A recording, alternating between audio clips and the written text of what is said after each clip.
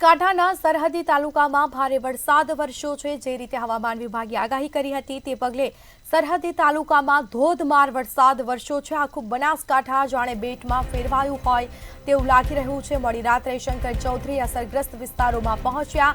રાત્રે ટ્રેક્ટર ઉપર બેસીને પૂરગ્રસ્ત વિસ્તારોની મુલાકાત કરી ભોજન પાણી તબીબી સેવાઓનું અધિક્ષકે નિરીક્ષણ કર્યું। 1.50 લાખ ફૂડ પેકેટનું વિતરણ સહિત રસોડું પણ શરૂ કરવામાં આવ્યું છે।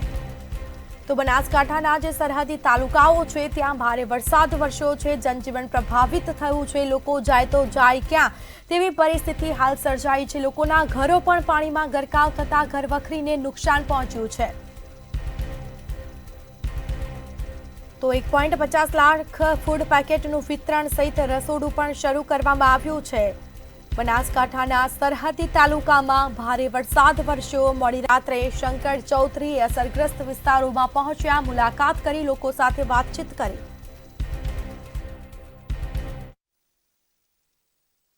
વરસાદ ચાલવાને કારણે વધારે હેવી પવન અને વરસાદ કેટલાક વિસ્તારની અંદર 15 ઇંચ કરતાં પણ વધારે વરસાદ થયો। જે સરેરાશ 20-25થી વધારે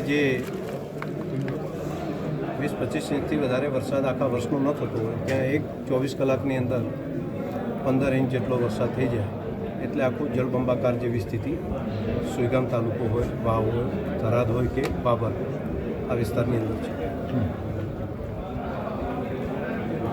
પવન વધારે હોવાને કારણે ખેતીના પાકો પણ બધા પડી ગયા છે અને બીજું રણ પ્રદેશની અંદર પાણીનો નિકાલ જનરલી અહીંથી થતો હોય છે, પરંતુ રણ પણ બધું ભરેલું છે અને પાકિસ્તાન બાજુથી પણ પાણી આવી રહ્યું છે અને બીજી બાજુ રાજસ્થાનનો જે વિસ્તાર છે ત્યાંથી લુણી નદી અને તેનું પાણી પણ આ રણમાં આવ્યું છે। બધું પાણી એક જગ્યાએ એકઠું થયું છે અને પશ્ચિમ દિશાથી પૂર્વ દિશા તરફ આવતો પવન છે। તો મોજા જે આવે છે આ પાણી જે વરસાદનું પાણી જે રણમાં નિકાલ થવું પડે તેના બદલે સામે બેક મારી ગયું છે, જેથી કરીને રણની અંદર પણ 5-7 ફૂટ પાણી અને ખેતરોની અંદર પણ ઘણી જગ્યાએ 5 ફૂટ, 7 ફૂટ, 10 ફૂટ સુધીનું પાણી અહીંયા સંગ્રહાઈ રહ્યું છે। આજે વરસાદ બપોર પછી અત્યારે બંધ રહ્યો છે।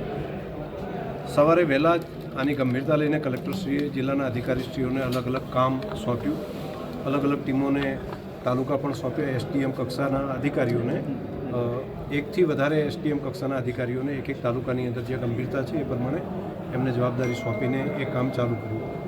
લોકોને રેસ્ક્યુ કરીને બહાર કાઢવાનું જે કામ હતું એમાં પણ એનડીઆરએફની ટીમ અને એ લોકોએ